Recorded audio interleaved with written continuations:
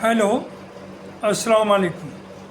मैं प्रोफेसर शमीम अहमद अपने YouTube channel पर आप लोगों से मुखातिब हूँ। आज की बात में मैं आपसे बात करूँगा जो बीजेपी ने या कहिए मोदी जी ने डिक्लेयर किया है कि 25 जून को संविधान हत्या दिवस मनाया जाएगा। ये संविधान हत्या किससे रिलेटेड है ये सभी मालूम है। ये उन पुरानी बातों को याद दिलाना चाह रहे हैं जब इंदिरा गांधी ने एक इमरजेंसी लगाई थी और जाहिर है जो संविधान था वो सस्पेंड कर दिया जाता है इमरजेंसी। लेकिन वो इमरजेंसी जो लगाई थी वो संविधान के तहत ही जो उन्हें पावर थी उसे ही यूज़ करके किया था, ना कि उन्होंने कोई नया कानून उसके लिए बनाया। खैर एनी हाउ, चूँकि इस वक्त बीजेपी इतनी बौखलाई हुई है कि उसकी समझ में नहीं आ रहा कि कैसे अपोजिशन को या इंडिया गठबंधन को, इंडिया ब्लॉक को फेस करें। अभी पार्लियामेंट का सेशन हुआ, वो 2014 या 2019 की तरह नहीं था। जो प्रेसिडेंट के भाषण के ऊपर डिस्कशन होता है, पहले तो सिर्फ रूलिंग पार्टी ही बोलती थी, किसी दूसरे की ना बोलने की हिम्मत थी, ना उनके पास स्ट्रेंथ थी। लेकिन इस बार भले ही मोदी जी की तीसरी बार हुकूमत बनी हो, लेकिन वो सिंपल मेजॉरिटी भी नहीं ला पाए। 240 मेंबर हैं, 272 चाहिए सिंपल मेजॉरिटी के लिए, जबकि इंडिया गठबंधन के 233।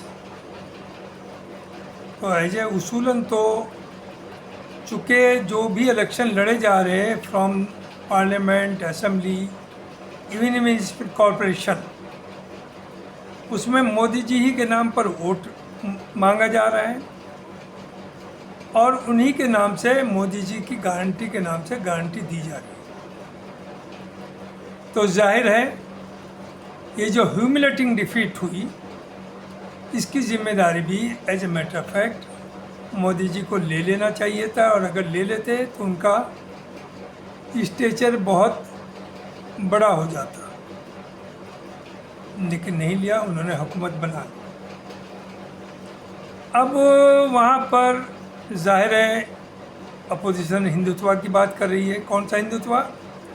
जो आरएसएस और बीजेपी का हिंदुत्व है, और वो बात संविधान की कर रही है।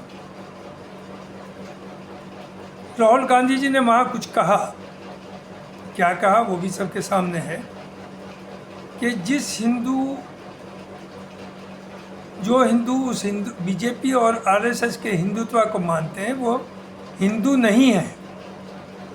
क्योंकि हिंदुइज्म जो है वो कातिल करना, मारना, जुल्म करना नहीं सिखाता, और ये जो उस पार्टी में लोग हैं वो ये सब सिखा रहे हैं, लिहाजा वो हिंदू नहीं है।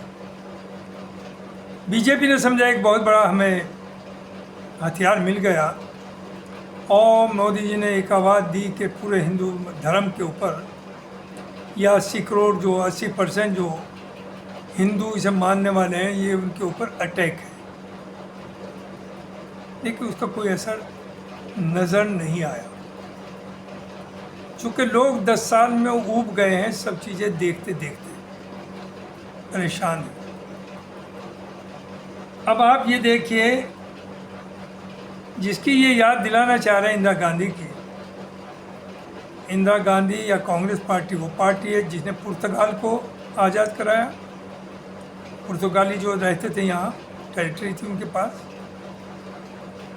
गोवा को आज़ाद कराया, पुडुचेरी को आज़ाद कराया, सिक्किम को अपने में मिलाया, और जो सबसे बड़ा आपका शत्रु था पाकिस्तान, उसके 2 हिस्से कराए। और यही वजह थी कि अटल जी ने इंदिरा गांधी जी को दुर्गा माँ के नाम का खिताब दिया।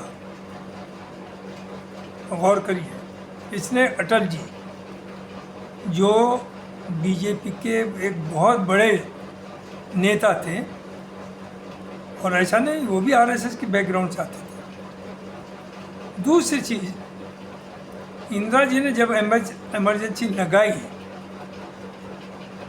उस वक्त तो बीजेपी का लोग ज़्यादा जेल नहीं, उन्होंने तो माफ़ी मांग ली थी।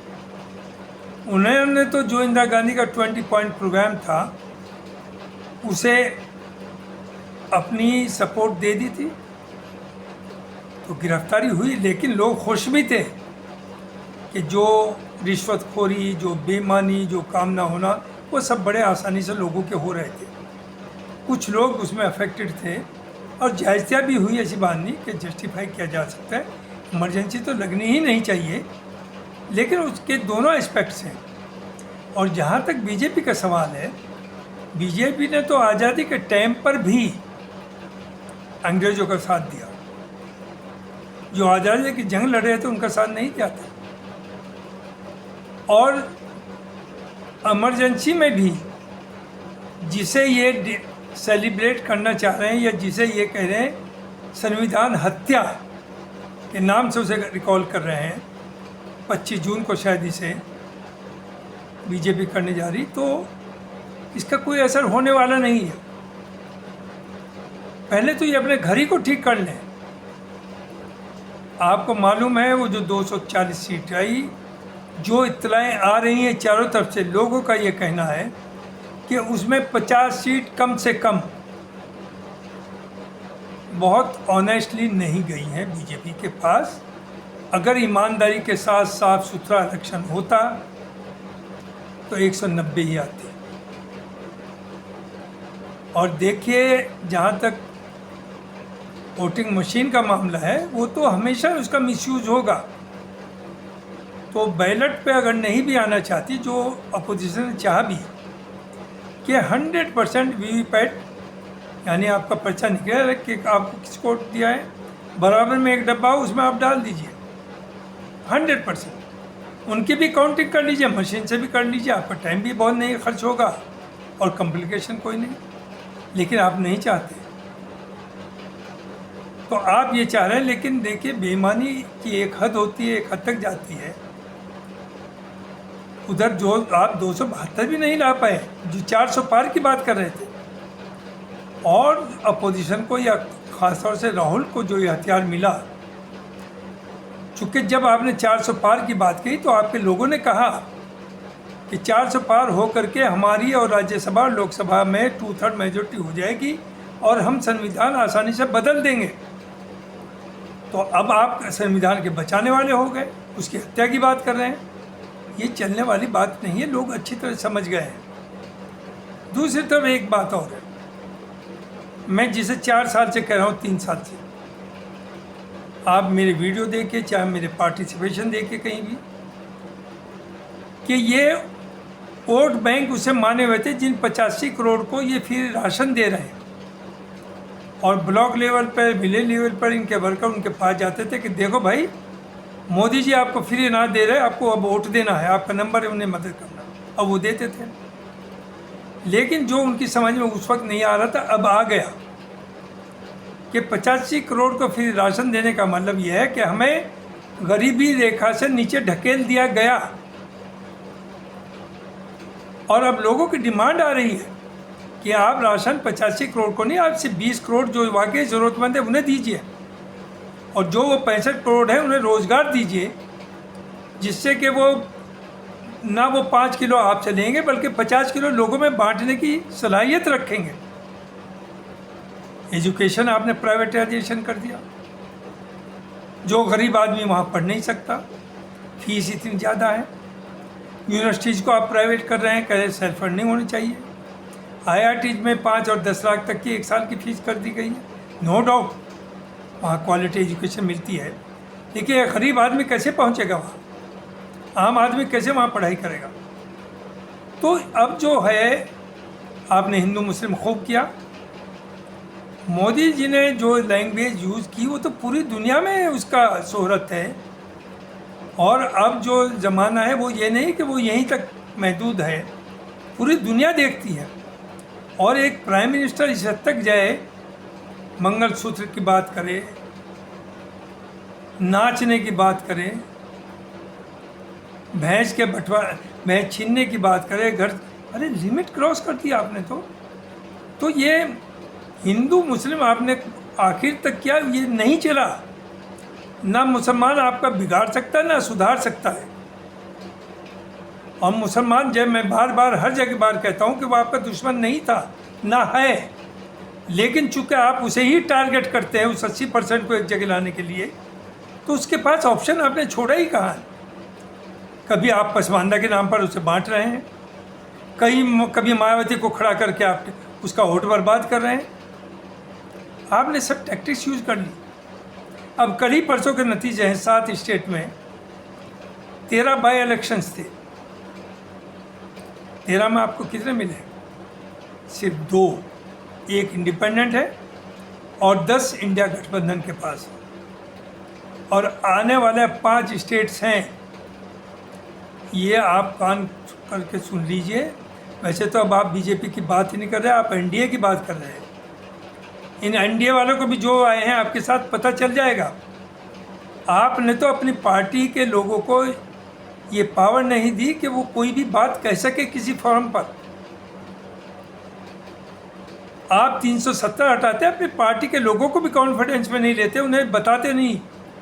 आप नोटबंदी करते हैं, आपने 2 मिनट 1 घंटा पहले अपने ही लोगों को नहीं बताया, आपने जो चाहे करा। मुल्क ऐसे नहीं चलता है। मुल्क में नॉट ओनली आप अपनी पार्टी के बल्कि अपोजिशन के लोगों को भी कॉन्फिडेंस में लेते हैं। और जब आप प्राइम मिनिस्टर बनते हैं तो आप सबके प्राइम मिनिस्टर हैं, किसी एक पार्टी या एक गैंग के नहीं हैं। आप पूरे हिंदुस्तानियों के प्राइम मिनिस्टर हैं। आपको सबको साथ लेके चलना चाहिए। आप कहते हैं सबका साथ, लेकिन है नहीं है। तो हालात जो हैं इस वक्त वो बहुत, मुझे नहीं लगता कि बीजेपी की सपोर्ट में या इनका कुछ होगा। इन्होंने एक नारा दिया था, कांग्रेस फ्री इंडिया। अब लग ये रहा है कि शायद बीजेपी, मोदी जी इसे बीजेपी फ्री इंडिया कर देंगे। राहुल गांधी एक आइडियोलॉजी की जंग लड़ रहा है, वो कंप्रोमाइज़ नहीं कर रहा है। उसके 230 थे, इनके 240 थे। उसने एक कदम नहीं उठाया कि हम तोड़ फोड़ करके कोई गवर्नमेंट बनाए। और उनका स्टैंड ये था कि हम किसी को बुलाने नहीं जाएंगे, हमारे दरवाजे सबके लिए खुले हैं। जो हमारी आइडियोलॉजी से एग्री करे वो हमारे साथ है, हम गले लगाएंगे। ये होता है। और आपका ये है, आप महाराष्ट्र में जाते हैं, एक दिन कहते हैं कि ये चक्की चक्की चक्की, इतना करप्शन में हुआ है, और अगले दिन वो आपकी पार्टी ज्वाइन करता है और मिनिस्टर भी बन जाता है। तो ये जो करप्शन की बात है ये भी आपकी नहीं चलने वाली। और आप कहते हैं आपदा में एक मौका है, अवसर है। जो बीमारी आई थी 220 में, लोग किस परेशानी में थे। आपने एक दिन पहले भी टाइम नहीं दिया लोगों को कि हम पूरे मुल्क को बंद करने वाले, आप अपने घर चले जाएं। आपने सडनली डिक्लेयर कर दिया, हवाई जहाज़ बंद कर दिए, रेलवेज बंद कर दी, ट्रेन बसें बंद कर दिया, सब कुछ बंद कर दिया। और मज़दूर जो बेचारे प्रवासी मज़दूर थे, उस कोरोना हाल में वो 300 किलोमीटर पैदल और साइकिलों पे चले। पैरों में बोतलें बांध रखी थी, पैरों में जख्म हो गए थे। और आप बजाय उनके तसल्ली देते, आप कह रहे आपदा में अवसर है, यानी इसे एक भगवानी। और आप तो इस हद तक चले गए बाद में कि आपने अपने को 11th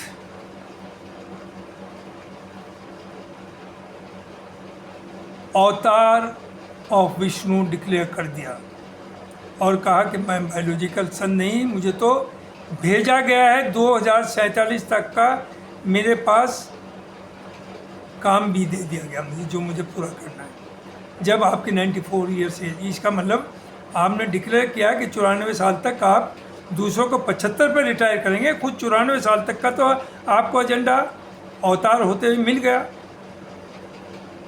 और लोगों की आस्था है, लोगों ने तो आपको भगवान बना ही दिया, बहुत से लोगों ने। लेकिन बड़ा अफसोस कि 2024 के इलेक्शन ने सब ढेर कर दिया। तो मोदी जी, आपके खिलाफ कोई नहीं है, आप एक बहादुर लीडर हैं। और ऐसा नहीं, काम भी आपने किया है। जैसे मैंने बार बार कहा कि सड़कों का जाल जो है, सड़कें उस क्वालिटी की बनी है, ट्रेन्स नहीं उस क्वालिटी की बनी जो अमेरिका और इंग्लैंड वेस्टर्न कंट्रीज में नहीं। लेकिन वो सिर्फ और सिर्फ 20% 20 करोड़ के लिए बनी है। 125 crore below the poverty line रहेंगे, उनका कोई इसमें हिस्सेदारी नहीं है। पॉवर्टी लाइन में और हायर क्लास में इतना गैप बढ़ गया है कि जिसे बयान नहीं किया जा सकता। People are suffering. और जो करप्शन की बात कर रहे थे, इस वक्त किसी भी ऑफिस में कहीं भी हर चैनल कह रहा है, सिवाय गोदी मीडिया के, कि कोई काम जो पहले 10 रुपये में होता है वो 100 में होता है, जो 1000 में होता था वो 1 लाख में हो रहा है। और आप कहते हैं मैं करप्शन के खिलाफ। अभी 5 स्टेट में इलेक्शन है, उसमें आपका अंदाज़ा हो जाएगा। और दूसरे, अपने घर को सुधारिए पहले तो। ठीकरा किसी के सर पे नहीं फोड़ सकते। 2024 इलेक्शन का योगी जी के सर पे नहीं फूटेगा। योगी जी के ना नॉमिनी को टिकट दिया गया, ना उन्हें बुलाया गया, ना उन्हें कंसल्ट किया गया। आप सिर्फ और सिर्फ आपकी नियत थी कि योगी जी को यहाँ से हटा करके कमज़ोर कर दिया जाए, और जो आपके बहुत करीबी दोस्त हैं उन्हें पीएम, नेक्स्ट पीएम के लिए डिक्लेयर कर दिया जाए। जो अब नहीं लगता पार्टी ही नहीं रहेगी तो नेक्स्ट पीएम बनने का तो सवाल नहीं। और योगी जी आसानी से हटने वाले नहीं। तो मुझे यही कहना था। बहुत बहुत शुक्रिया। Thank you very much. अस्सलाम वालेकुम।